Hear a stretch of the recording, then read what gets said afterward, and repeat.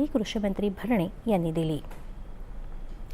शिक्षक पात्रता परीक्षा टीईटीची प्रश्नपत्रिका फुटल्याप्रकरणी शालेय शिक्षण मंत्री दादा भुसे यांनी काल विधिमंडळाच्या दोन्ही सभागृहात निवेदन सादर केलं.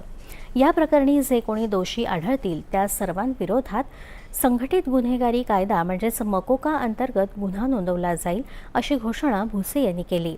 त्यासाठी गरज पडल्यास कायद्याच्या तरतुदीत दुरुस्तीही केली जाईल असं त्यांनी म्हटलं.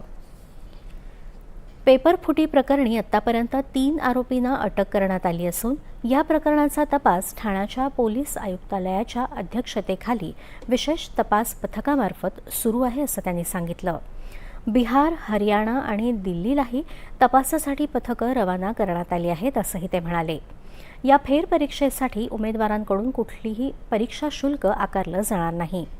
तसंच पुढल्या वर्षीपासून ही परीक्षा पूर्णपणे ऑनलाईन असेल असंही शिक्षण मंत्र्यांनी आपल्या निवेदनात सांगितलं.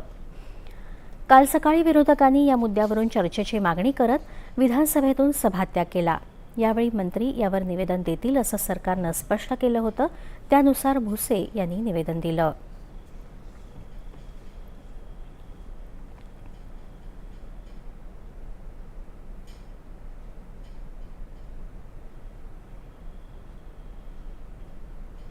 नाशिक महानगरपालिका क्षेत्रात गृहनिर्माण